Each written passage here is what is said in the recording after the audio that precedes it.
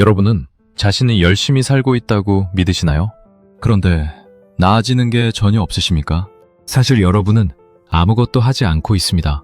머릿속에서 끊임없이 재생되는 과거의 후회와 미래의 시나리오라는 악성 프로그램의 모든 에너지를 빼앗기고 있기 때문입니다. 우리는 보통 열심히 일한다고 생각하지만 사실 우리 에너지의 90%는 지금 하고 있는 일이 아니라 다른 곳으로 새나가고 있습니다. 이것은 지독한 에너지 낭비입니다. 지금 이 영상을 보고 있는 순간에도 머릿속에서는 끊임없이 목소리가 들릴 겁니다. 이게 도움이 될까? 이따 일은 어떡하지? 일을 할 때도 이런 목소리가 들리겠죠? 잘 될까? 남들이 비웃으면 어떡하지? 이 목소리에 현혹되지 마십시오. 내 안에서 끊임없이 나를 조종하는 것은 잠재의식의 오작동 프로그램 때문입니다. 여러분의 뇌는 지금 해킹당해 있습니다. 오늘 이 불필요한 프로그램을 강제 종료시켜 보겠습니다.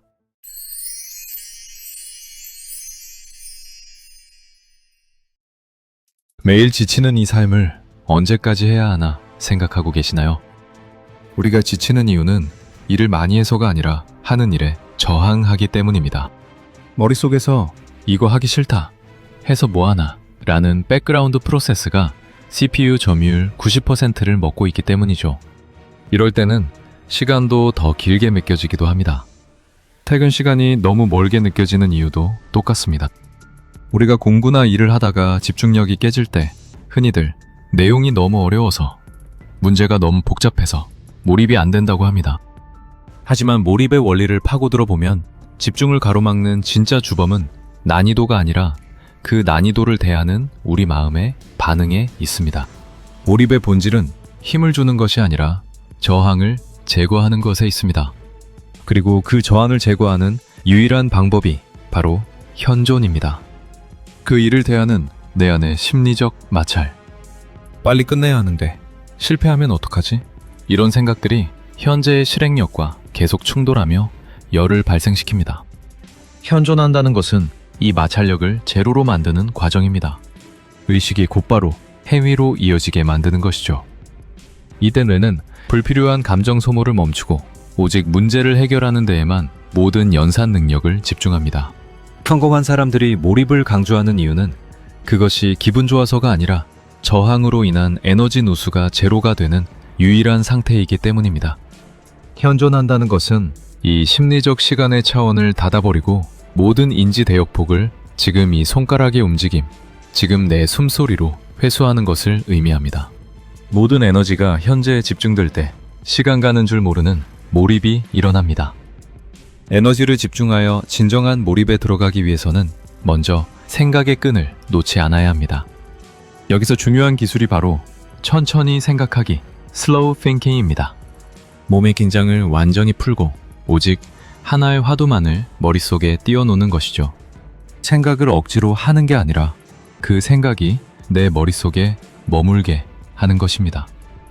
몰입은 내가 무언가를 열심히 하는 게 아닙니다. 나라는 에고가 사라지고 존재의 배경이 내 몸을 통해 일을 처리하게 두는 상태입니다. 당신이 비워져야 비로소 당신의 능력치가 100% 발휘됩니다. 에크하르트 톨레의 가르침 중 가장 파격적인 것은 이것입니다. 시간은 환상이다. 자기 개발을 하는 사람들에게 이 말은 헛소리처럼 들릴 수 있습니다.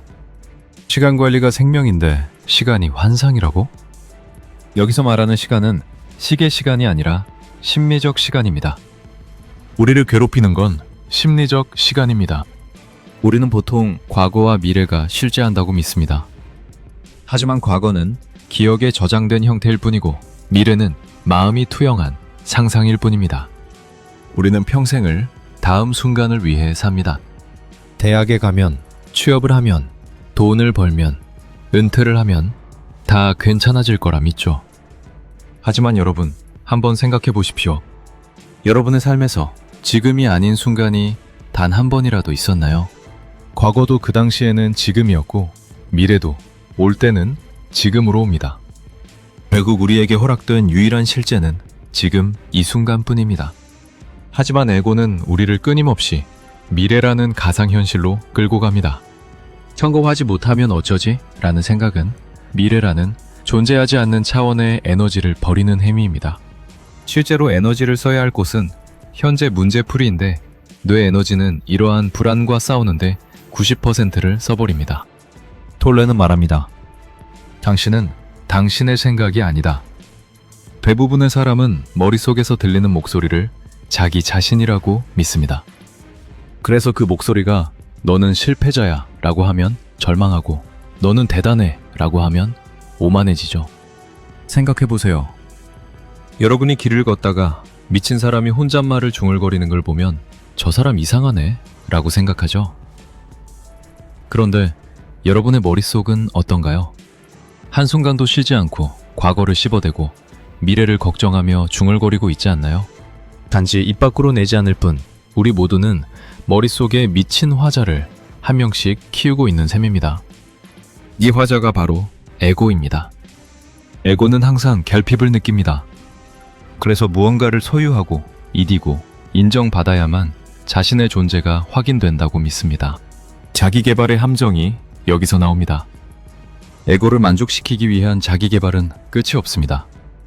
아무리 높은 자리에 올라도 에고는 금세 다음 목표를 찾아 여러분을 채찍질할 테니까요. 심리적 저항을 없애기 위해 가장 먼저 선행되어야 할 인지 전략이 바로 관찰입니다.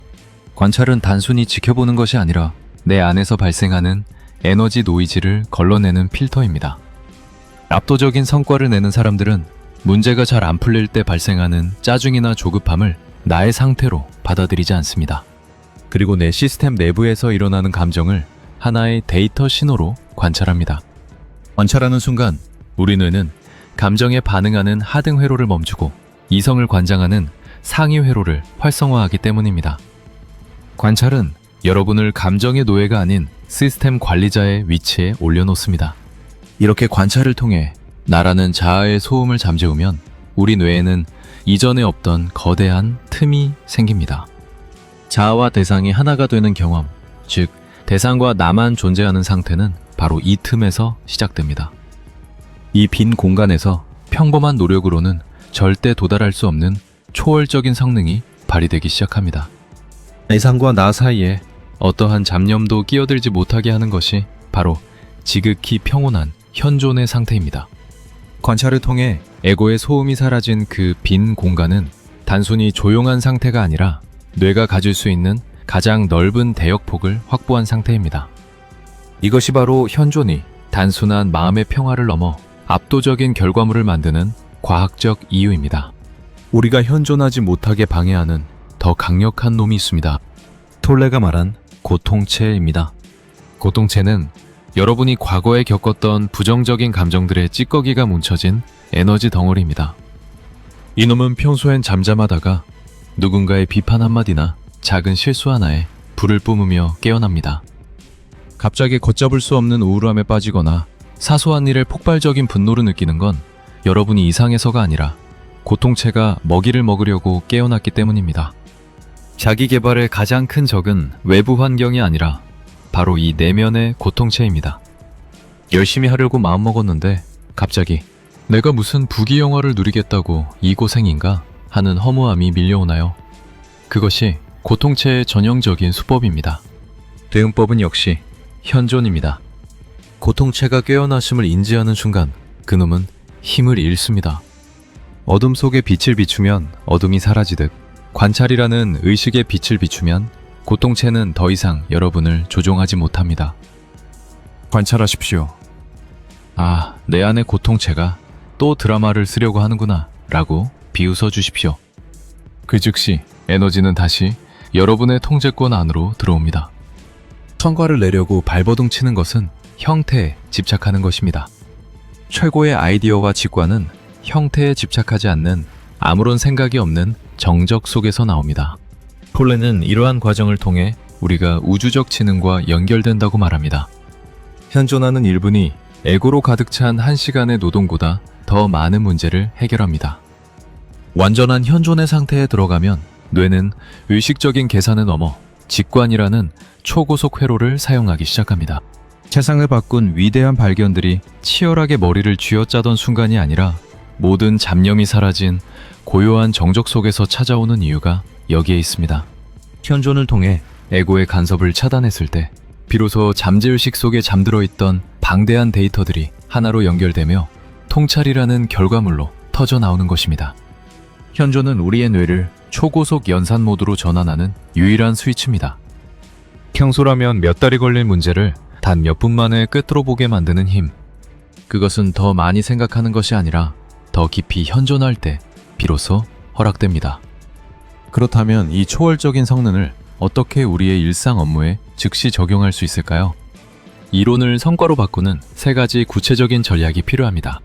첫째, 행위에서 나를 지우는 연습을 하십시오. 내가 잘해야지 라는 목적의식조차 때로는 독이 됩니다. 그 목적이 미래로 향하는 순간 현존은 깨집니다. 그저 지금 쓰고 있는 문장, 지금 하는 말 한마디에 모든 존재를 쏟아붓고 결과는 그 해밀 뒤로 미뤄두십시오. 둘째, 내면의 저항을 없애십시오. 지루함이나 무력감이 엄습할 때 그것과 싸우지 말고 지금 시스템의 저항 신호가 감지되었다 라고 객관적으로 관찰하십시오. 싸우지 않고 관찰하는 것만으로도 그 부정적 에너지는 힘을 잃고 소멸합니다. 셋째, 의도적인 정적의 닻을 내리십시오. 업무 중간중간 1분만이라도 모든 인지활동을 멈추고 창밖의 나무를 보거나 여러분의 손바닥에서 느껴지는 미세한 생명력에 집중해 보십시오. 현재의 감각, 호흡이나 손끝의 느낌으로 돌아오십시오. 자신을 더 몰아붙이는 것이 아니라 대신 30초간 모든 생각을 멈추고 내면의 몸 감각에 집중합니다. 이 짧은 리셋이 뇌의 과부하를 막고 당신이 온종일 고밀도의 몰입을 유지하게 만드는 핵심 엔진이 될 것입니다. 압도적인 성과를 내고 싶습니까?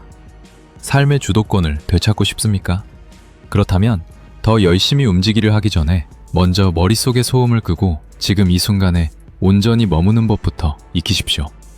과거의 후회와 미래의 불안이라는 존재하지도 않는 유령과 싸우는데 당신의 귀한 인생을 낭비하지 마십시오.